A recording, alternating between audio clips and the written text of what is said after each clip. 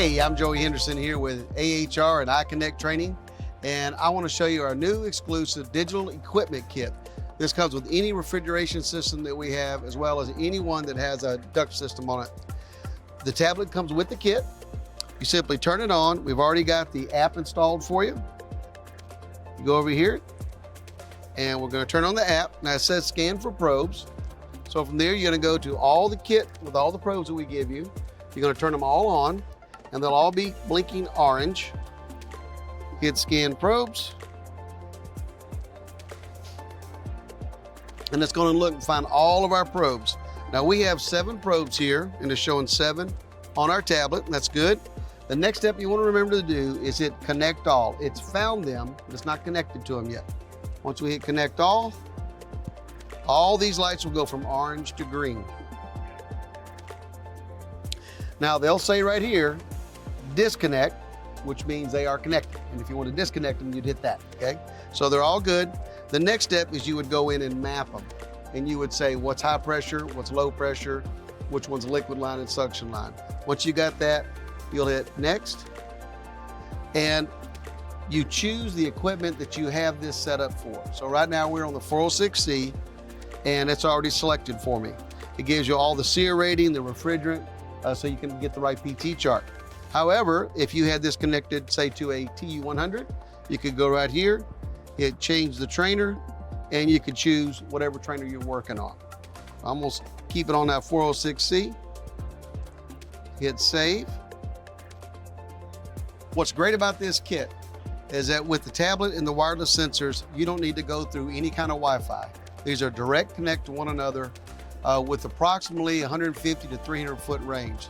So you can walk all around your lab with no cables attached and use it to display to the students. Once we have all the probes connected to the tablet, the next we want to do is install the probes on the equipment. So here's our digital manometer. First thing I'm going to do, we get the digital manometer. We're going to have our static pressure probes.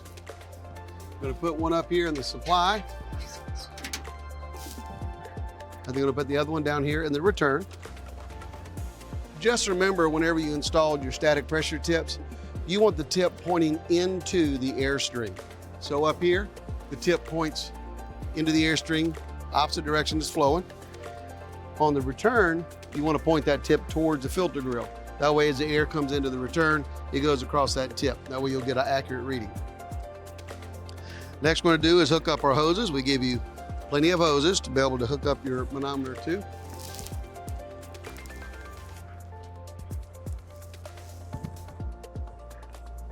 Now remember, on a manometer, you have a plus and a negative sign. That is not a mathematical sign. That is simply telling you which probes to hook up on which of these 2 ports. The minus port is for the return duct. The plus port is for the supply duct. So here's my supply. They can see I've got on the plus side, and it goes up here to the supply duct. Then the return goes on to the minus side of the manometer. Now you'll be referencing low pressure return air and high pressure supply air correctly. From there, we've got a magnet on the back. We'll stick it on the side of the unit. Next, we're going to install our pressure probes and our temperature sensors. This is a digital psychrometer. It reads wet bulb and dry bulb. We're going to set this up here on the duct, so it stays nice and firm up there. Then this one I'm going to put in front of the return grill. Or you can put it inside the return of the unit if you want as well. Now next is our pressure probes. Now these are both labeled pressure transducer, but if you look on the back side, they have a unique number, 008 on this one, and this is 946. So with that information, you can determine which one is high pressure and low pressure. You look at your tablet, go back to the unit profile, and then probe setup, and you can see the numbers. So for instance, this here is 9744-946. If I go over here, that's going to be either my high pressure or low pressure. Now if I look right here, my high pressure probe has 946. And that's this one. So this is going to go on the high side. Now down here, what you want to do is you want to install the sensors for the pressure and for the line temperatures.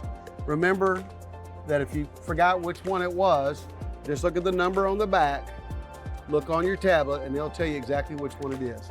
This is my suction line temperature. This is my suction line pressure,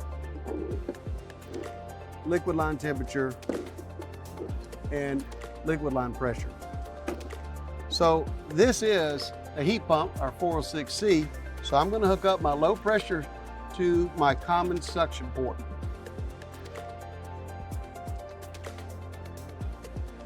Remember to keep the caps. Okay, so let me hook up probe to the common suction. Then I'm going to take my temperature probe, put it here on my suction line.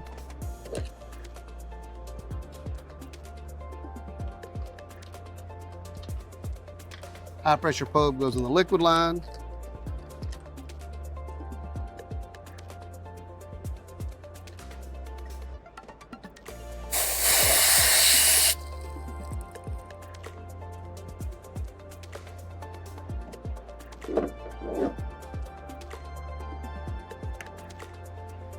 And those are completely hooked up.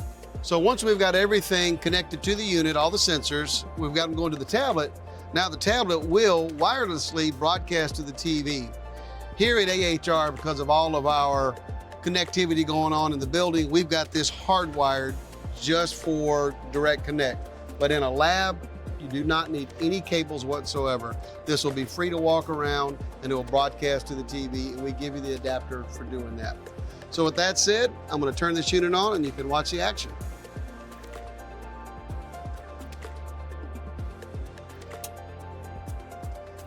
Okay, now everything's hooked up. We've got it in the heat mode right now, but we've got our common suction going on.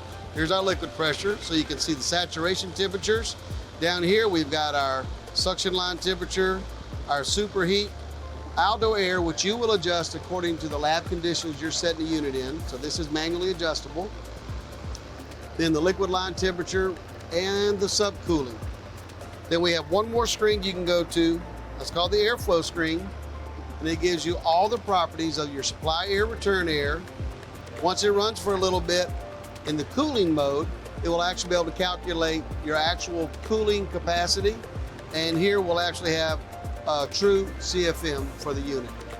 So here we've got on only 2 screens everything you need to know for teaching students efficiently and effectively real hands-on training.